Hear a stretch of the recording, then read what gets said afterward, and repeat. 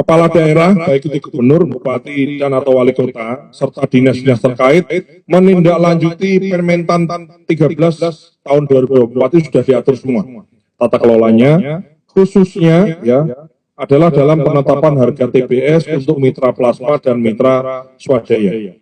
Jadi dari 38 provinsi, baru beberapa provinsi yang kemudian melaksanakan atau menindaklanjuti Permentan 13 ini dalam kemudian secara provinsi itu menentukan harga pembelian TBS-nya yang melibatkan Pemda, melibatkan pabrik PKS-nya, melibatkan asosiasinya, mengacu pada harga sawit di pasar global dan lain-lain. Itu baru beberapa provinsi, dan kami meminta setelah ini kami akan menindaklanjuti ke seluruh kepala daerah agar tindak lanjut dari Permentan 13 ini kemudian bisa dilaksanakan sehingga harga yang menjadi acuan setiap wilayah atau provinsi itu kemudian bisa terbentuk kelompoknya, kemudian harganya bisa kemudian ditetapkan. Ya, kepala daerah tadi juga kita minta aktif melakukan pemantauan terhadap harga pembelian TBS oleh PKS dan memastikan pabrik kelapa sawit PKS di wilayahnya membeli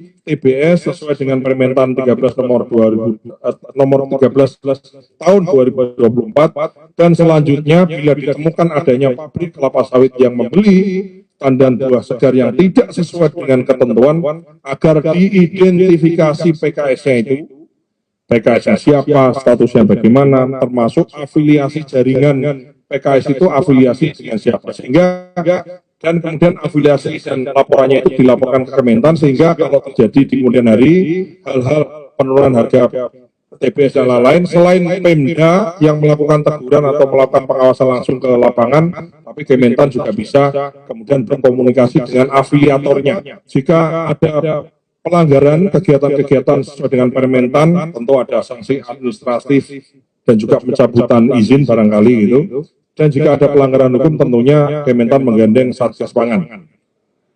Dan kemudian setelah disampaikan informasi ini sama juga kesimpulan 2 hari yang lalu, pelaku industri hilir khususnya refinery dan eksportir melakukan kegiatan sebagaimana normalnya sampai dengan tahapan transisi itu kemudian ditetapkan, sehingga harusnya dengan adanya DSI ini, pelaku usaha yang selama ini baik-baik saja, itu tidak akan ada imbasnya apapun. Tidak akan ada perubahan, tidak akan dirugikan. Ya. Tujuan dari diberlakukannya satu pintu ekspor ini bukan kok DSI diminta cari untung dari situ, bukan. Objektif atau tujuan dari pemerintah adalah untuk meminimalisir atau untuk mengidentifikasi dan meminimalisir kerugian-kerugian negara atas praktek-praktek yang selama ini diduga dilaksanakan oleh oknum-oknum tertentu dalam perdagangan ekspor sumber daya alam kita. Jadi objektifnya itu bukan untuk nyari untung di DSI, bukan, tapi objektifnya adalah menertibkan. Yang tertib jalan terus. Nah, yang belum tertib ditertibkan, praktek-praktek seperti under invoicing dan underpricing atau transfer pricing itu kemudian bisa kita berantas sehingga semua dikelola dengan tertib, adanya keadilan ekonomi yang baik, dan negara mendapatkan penerimaan negara sebagaimana mestinya. Itu yang menjadi tujuan dari diberlakukannya satu pintu ekspor tadi.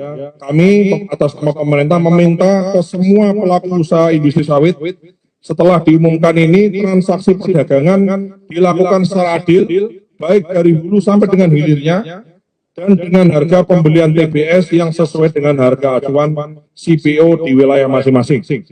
Dan kesimpulan ini sudah ditandatangani oleh berbagai pihak yang hadir, baik pihak asosiasi, kemudian perusahaan eksportir maupun perusahaan refinery, dan juga dari kami pengampu kebijakannya dari Kementerian Pertanian, yaitu Direktorat Jenderal Perkebunan Kementerian Pertanian.